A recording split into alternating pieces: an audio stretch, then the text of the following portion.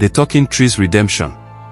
In the heart of the ancient village of Tambara, there stood a massive baobab tree that had been there for generations. It was no ordinary tree, it could talk. The villagers once revered it, believing it to be a sacred guardian of their land.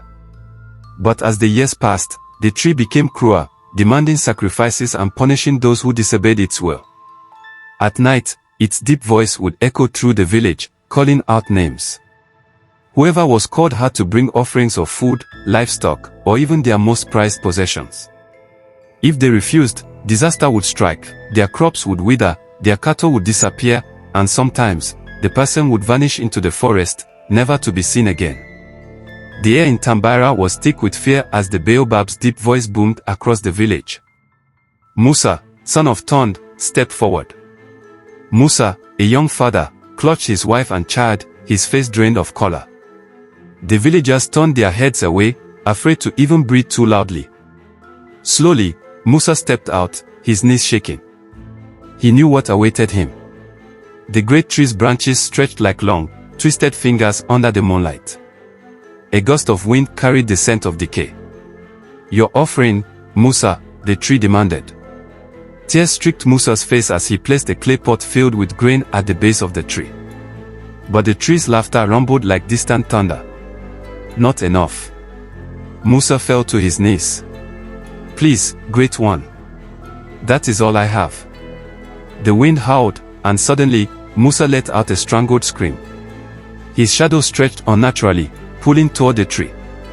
Within seconds, he was gone, swallowed into the darkness of the roots. The village was silent. Another life lost. The villagers huddled in the meeting hall, whispering in despair. Who would be next? Would it be their child? Their sister? Adoma stood among them, her hands clenched. "This has to stop." The elder, Baba Kojo, shook his head. "The tree's wrath is not to be questioned." Adoma's voice rang clear.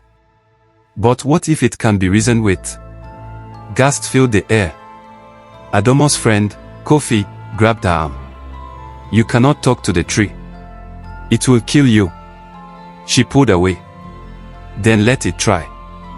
Determined, Adoma turned on her heel and walked toward the forest, leaving the villagers staring in shock. Adoma comes face to face with the ancient tree. The forest was eerily silent, as if holding its breath. The massive baobab loomed ahead, its gnarled roots twisting like the bones of an ancient beast.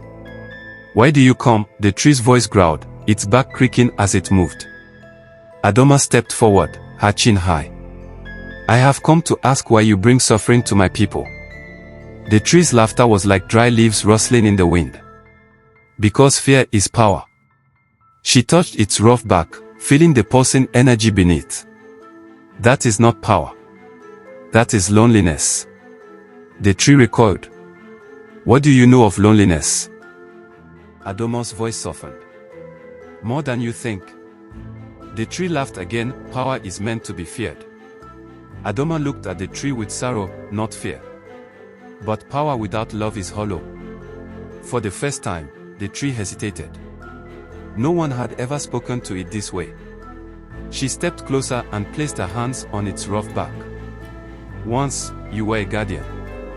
You protected us. What turned your heart to stone?" The tree shuddered, as if remembering something long forgotten. "Long ago, I was betrayed. The villagers once loved me, but when they no longer needed me, they abandoned me." Adoma's eyes filled with tears. "So you punished them?" The tree trembled. "I did. I thought if they feared me, they would never leave me again." The hardened heart begins to break. A single drop of golden sap fell from its trunk, landing in the soil. Then another.